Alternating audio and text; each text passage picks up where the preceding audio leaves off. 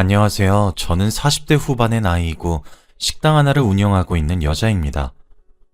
세상에 아무리 사연 없는 사람이 없다지만 제 팔자도 참 기구했다는 생각이 많이 드는 요즘이라 이렇게 사연을 보내게 되었어요. 지금은 괜찮아진 상태이지만 저도 위기가 있었던 적이 있거든요. 글 쓰는 재주가 없어 몇 번이나 글을 썼다가 지웠다를 반복하고 있네요. 사는 것이 바빠 털어놓을 곳이 별달리 없어 이렇게 글을 쓰니 제 이야기를 한번 들어주시길 바래요. 저는 아이를 셋을 낳아 기르고 있습니다. 하나는 아들이고 둘은 딸 쌍둥이에요. 현재는 저 혼자서 돈을 벌면서 집안의 가장 역할을 톡톡히 하고 있습니다. 왜냐하면 남편은 경제활동을 전혀 하지 못하는 상황이거든요.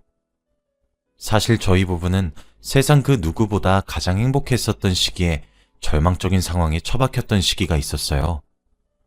아직도 그날 저희 가족에게 벌어졌던 일들을 생각하면 온몸에 소름이 쫙 끼치고 겁이 나네요. 그 당시에는 정말 절망적이었거든요. 지금부터 이야기를 시작하겠습니다. 먼저 저와 남편과는 4년 정도 연애를 하면서 만남을 이어갔습니다. 워낙 남편이 외향적이고 활동적이기까지 해서 취미도 많은 사람이었고 무엇보다 항상 남편의 주위에는 사람들이 바글바글했어요. 그에 반해 저는 조금 소극적인 편이었죠. 하루는 지인들의 모임에서 우연스럽게 남편을 만나게 되었습니다. 저와 달리 활기차 보이는 모습과 남들을 리드하는 모습이 너무 멋있어서 남편에게 사랑에 빠지게 되었고 우린 그렇게 만나게 되었습니다. 남편은 정말 멋있는 사람이었어요. 항상 명랑했죠. 저희는 보통 남편이 떠들고 제가 들어주는 쪽이었는데 남편은 이야깃거리가 떨어지지 않더라고요. 조잘조잘거리며 자신의 얘기를 하는 남편의 모습은 정말 귀여웠습니다. 제 어머니는 지금 제가 운영하고 있는 식당을 대대로 물려받아 운영하셨어요. 그래서 전 집안의 가업을 배우고 있는 중이었고 남편은 당시 회사원이었죠. 저희는 잘 맞았어요. 남편과 저는 서로를 존중하며 사랑했죠. 아무래도 일하는 시간대가 조금 차이 나긴 했지만 그건 저희의 사랑에 전혀 문제가 되지 않았습니다. 그렇게 우린 결혼에 꼴이 나게 되었어요. 그 당시 제 나이가 30살이었고 남편은 34살이었네요. 물론 저희의 결혼 생활도 순탄했고 평화로웠습니다. 4살 차이는 궁합도 안 본다는 말이 괜히 생긴 것이 아니구나 할 정도였죠. 또 제가 가업을 물려받는 것도 남편의 도움으로 굉장히 수월했고 결혼 생활도 무난히 해냈으며 저와 남편은 사랑의 결실로 아들과 딸들도 낳았거든요. 그리고 제가 어머니로부터 물려받은 이 식당은 방송에서도 여러 차례 맛집으로 소개가 되기도 했기에 장사 또한 무척 잘 되었습니다. 점심시간이나 저녁시간에는 줄을 서지 않으면 먹지 못하는 곳이 되었죠. 여기에다 남편이 벌어오는 월급까지 더해지면 저희 집은 사실 경제적으로도 여유로운 편에 속했습니다. 남편은 회사 일을 하고 퇴근을 하면 제 가게로 출근을 해서 제가 마칠 때까지 두 팔을 걷어붙이며 도와주곤 했어요. 저희 남편은 정말 저밖에 모르는 애처가였거든요. 사실 제가 남들에 비해 키도 작은 편이고 몸무게도 적게 나가는 편이라서 어디 가서 식당을 운영하고 있고 아이들도 셋이나 낳았다고 하면 사람들이 깜짝깜짝 놀래요. 실제로 아이들 출산도 많이 힘들었기도 하고요. 그래서 그런지 남편은 저를 유리굿을 다루듯 합니다. 연애를 할 적에도 안 그래도 허약하고 체력도 없는 제가 식당을 물려받아야 한다는 말을 듣고 걱정을 얼마나 했는지 몰라요. 제 걱정에 발을 동동 굴리는 모습이 참 좋았습니다. 결혼 전에도 저를 그렇게 귀하게 대해주었던 사람인지라 결혼 후에도 당연히 귀한 취급은 계속되었습니다. 제 일은 몸을 쓰는 일이라서 많이 고될 것이라며 아이들의 전반적인 육아까지 남편이 도맡다시피 도와주었어요. 그렇게 남편이 저를 많이 사랑해주니 우리 부부의 금슬은 도무지 나쁠래야 나쁠 수가 없었죠. 저희는 결혼을 한 이후에도 꼭 시간을 내서 부부끼리의 오붓한 시간을 가지기도 했고 매 기념일마다 서로에게 편지도 써주기도 하고 선물을 해주기도 하며 결혼 생활을 행복하게 보냈습니다. 게다가 제 남편은 매사에 성실하기까지 한 사람이라서 저는 종종 주위에서 정말 부러움의 대상이 되곤 했어요. 제겐 슈퍼맨 같은 남편이자 자랑스럽고 든든한 사람이었죠. 때는 결혼한 지 10년은 훌쩍 넘었을 때였습니다. 저희는 여전히 행복했고 화목했죠.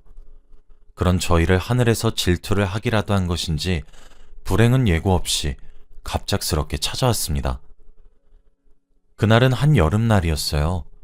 여름 장마가 시작되어서 하늘에서 비가 미친 듯이 내리는 날이었습니다.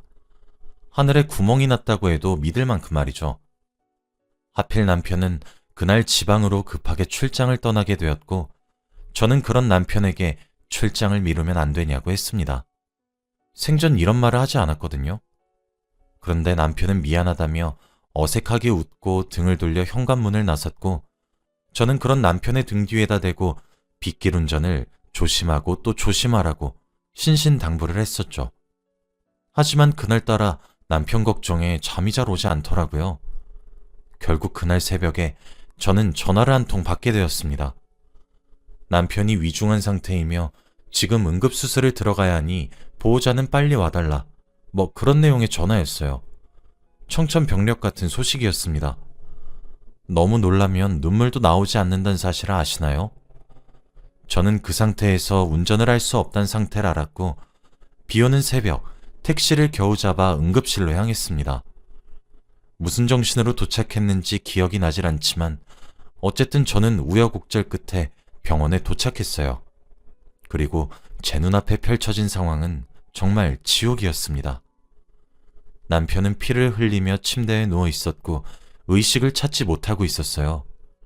남편은 제가 병원에 도착하면서 응급수술에 들어갔습니다. 저는 신을 믿지 않지만 그날은 세상 모든 신들에게 얼마나 빌었는지 몰라요. 남편이 숨만 붙어 있어도 좋으니 제발 살려만 달라고 말이에요. 남편의 수술이 끝나기만을 기다리며 기도하고 있다가 저는 사고 경위도 알게 되었습니다. 가해자가 제게 무릎을 꿇고 죄송하다는 말만 연신 되풀이하더라고요.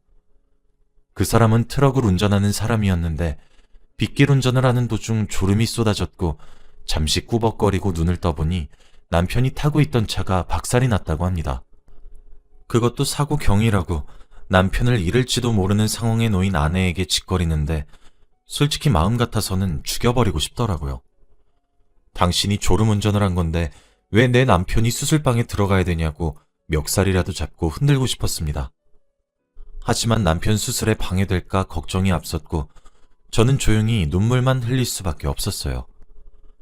그런 저를 보며 트럭 운전자는 눈물을 흘리며 죄송하다며 얼마가 되었든 보상해드리겠다는 말만 되풀이하더군요. 남편은 생사가 왔다 갔다 거리는데 고작 가벼운 타박상만 입은 트럭 운전자의 그딴 가짜는 위로의 말은 귀에 들어오지도 않았습니다. 저는 당장 내 눈앞에서 꺼지라며 어디 뻔뻔하게 내 눈앞에 낯짝을 들이미는 것이냐며 이를 아드득 갈았죠. 10시간이 넘는 긴 시간의 수술 끝에 남편의 수술은 끝이 났습니다. 의사 선생님께서 말하길 수술은 잘 되었고 경과를 지켜봐야 한다고 했죠. 그리고 오른쪽 다리를 허벅지부터 절단할 수밖에 없었다고 하더군요. 사고가 나면서 오른쪽 다리가 눌려진 채로 너무 많은 시간이 흘렀고 그 때문에 다리를 잘라냈다고 합니다. 제 소식을 듣고 병원으로 달려온 친전과 시댁 식구들 또한 그 말에 무너져 내렸어요. 시부모님은 두 분 다 실신하셨고 저희 부모님과 제 형제들은 저를 끌어안고 통곡을 하셨죠. 남편은 수술이 끝나고 열흘이나 더 지나서야 의식을 되찾았습니다. 하지만 남편은 자신의 오른쪽 다리의 허전함을 알게 된 이후 절망하기 시작했어요. 남편이 의식을 제대로 찾지 못하고 있을 땐 제발 눈만 뜨게 해달라고 하늘에다가 기도를 했는데 남편이 의식을 찾고 정말 장애인이 되었다는 사실을 알게 되니 저도 사람인지라 하늘을 원망하게 되더군요. 참 마음이란 게 간사하죠. 저는 저대로, 남편은 남편대로 무너졌습니다.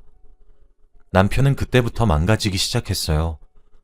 옛날 외향적이고 활기찼던 모습은 온데간데 없이 사라졌고 한없이 예민해지기만 했습니다. 저는 무엇보다 남편의 반응이 힘들었어요.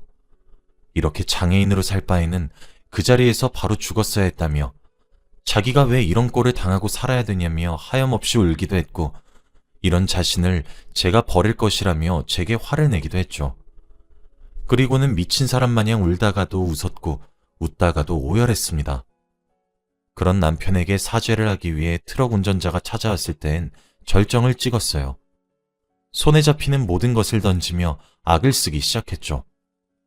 저는 그런 남편의 모습을 보는데 가슴이 정말 미어지다 못해 찢어지는 듯 했습니다. 남편은 퇴원을 한 이후 자신이 더 이상 이 집안의 가장으로서 남자로서의 역할을 못한다고 자책하기 시작했고, 그것은 곧 자학으로 이어졌습니다. 낮이고 밤이고 매일을 술로 보내기 시작했고, 재활치료조차 받지 않았어요. 약과 술에 의지한 채 살기 시작했죠. 그런 남편에게 울기도 해보고 따끔이한 소리를 하기도 했지만, 그럴 때마다 왜? 당신도 나 버릴 거야? 라는 말만 내뱉는 남편을 보면 전 아무런 말도 할 수 없었습니다. 제가 하는 모든 말에 짜증을 내기 일쑤였죠. 하지만 우리 사이에 아이가 셋이나 있고 그중 첫째는 10살이 넘었고 쌍둥이들도 초등학교에 입학을 하던 시기였어요. 내 남편의 다리가 하나든 팔이 하나든 애들 아빠이기 때문에 버릴 수도 없었죠. 남편은 현명한 사람이라 금방 제자리로 돌아오길 바라며 기다렸습니다. 친정에서는 그런 저를 보며 눈물 지으셨고, 시댁에선 제 앞에서 고개조차 들지 못하셨죠. 시간이 지나면서 제 인내심도 바닥이 드러나고 있음에도 남편은 정신을 제대로 차리지 않았습니다. 원망만 하며 술에 의지했죠. 한 번은 남편이 아들에게 심부름을 시켰는데 아들이 남편의 심부름을 뒤로 밀었나 보더군요. 그날 퇴근하며 돌아오는 길에 아들이 내복바람으로 밖에서 덜덜 떨면서 눈물을 흘리는 모습을 보고 이건 아니구나 생각했습니다. 하루 종일 술만 먹는 것을 떠나서 그렇게 예뻐하던 자기 자식들만 잡고 있으니. 그래서 남편에게 사고 이후 처음으로 큰 소리를 쳤어요. 당신 아프고 힘들고 짜증만 나는 거 이해한다고. 그런데 내가 여기서 뭘 더 어떻게 해줘야 하냐고. 나도 꾸역꾸역 살고 있다고. 애들이 대체 뭔 잘못을 했길래 일어나면서 말이에요. 남편은 소리 지르는 제 모습에 도리어 화를 내며 옆에 있던 리모컨을 제게 던지더군요. 그 길로 애들 짐을 대충 싸서 친정으로 도망쳤습니다. 다음날 날이 밝자 남편은 술이 깨서 제정신을 차린 것인지 난리가 났고 덩달아 시댁도 난리가 났더군요.